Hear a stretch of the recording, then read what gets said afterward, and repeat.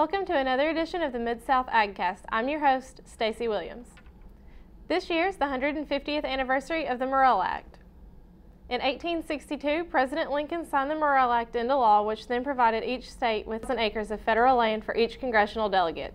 This land was to be sold and used as a place to create affordable colleges that would teach applied sciences such as agriculture, engineering, and home economics, in addition to the classes taught at the already existing universities. As part of the celebration, UT Martin brought in implements and tractors dating back from the 1800s up to current technology. Dr. Jerry Gresham, Dean of the Department of Agriculture and Applied Sciences, had this to say about how the Morrill Act has impacted agriculture in UT Martin.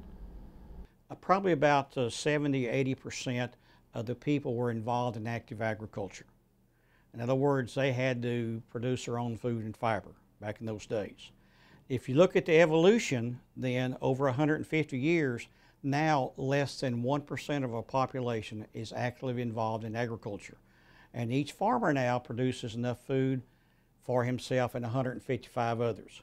So the big impact is that the research and the teaching and so forth with agriculture and other areas has really, as I tell people, it's permitted to other people to go out and be doctors and lawyers and teachers and do other things, because you don't have to spend your time producing your own food at that time. And so when you look at the 150 years ago, you know, you're talking about 70–80% involved in it, now less than 1%. I think that's one of the biggest impacts that we might have as far as the Morrill Act, that has led to the research so we can increase production, increase efficiency of production, and in the future it's going to be the same thing, that we continue to have larger populations, we're going to have to feed them, and really one thing that we're not building is that we can't build land, so we've got to be more efficient in our food production. All summer long, the buzz pertaining to the drought across the nation has been about dropping river rates for barge travel and grain shortages for food and ethanol production.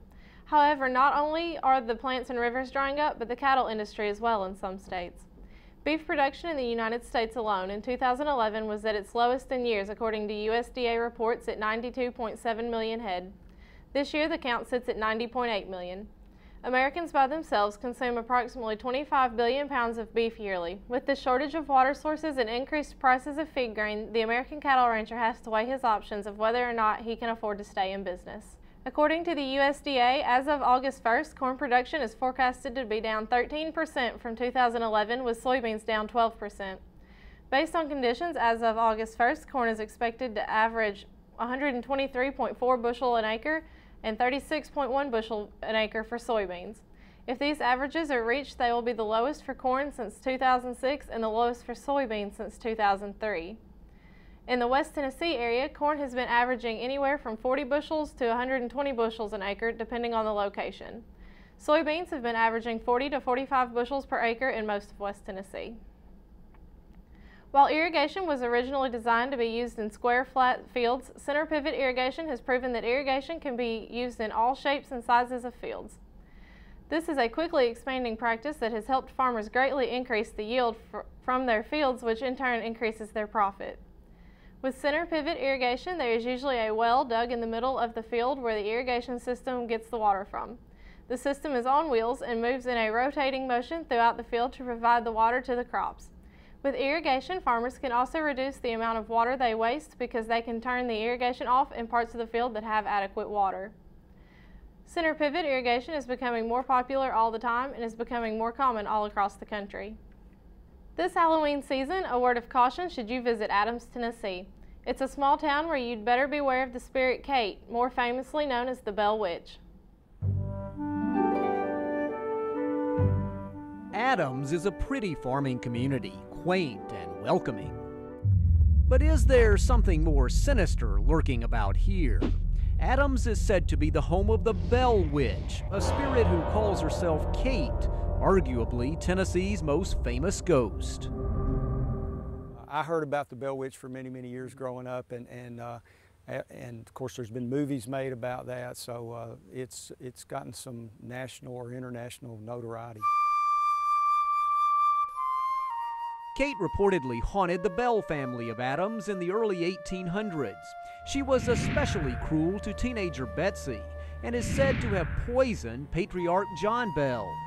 Kate supposedly still lives in a nearby cave, but apparently doesn't like video cameras. Over the years, lots of media crews have come here to Adams to do stories on the Bell Witch. Now there are jokes about microphones not working or cameras malfunctioning. Well, we've been here about an hour and our equipment's working just fine. All around Adams, Kate remains a celebrity. There's a Bell Witch Cafe, festivals, and a theater production about the spirit. Add to the lore the Bell Cemetery and this log cabin and school built by the family. But can a witch be good for agriculture? This is still a farming community. Adams and Robertson County is still one of the top 5 agricultural counties in the state of Tennessee. UT Extension Director Paul Hart says ag generates $100 million in sales to local producers each year, and a good bit of that coming in agritourism. The Bell Witch legend draws visitors here, and they spend money. It's a built-in marketing tool, is what it amounts to. We have people that come all the time, year-round. Just they happen to be in the area and they've heard about Adams and they've heard about the Bell Witch and they want to come see the school and go out to the cemetery.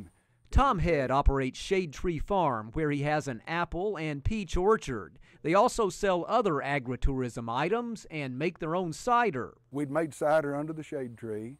We went through the process to be certified to be able to sell that through to the public. And put all that together so that we could sell not only apples, but apple products. If the Bell Witch is real, Tom Head has no desire to chase her away. He appreciates Kate's contributions to the local ag economy. Farms and frights. In Adams, it's a bewitching combination. This is Chuck Denny reporting. That's this edition of the Mid-South AgCast. I'm Stacy Williams. Thanks for watching.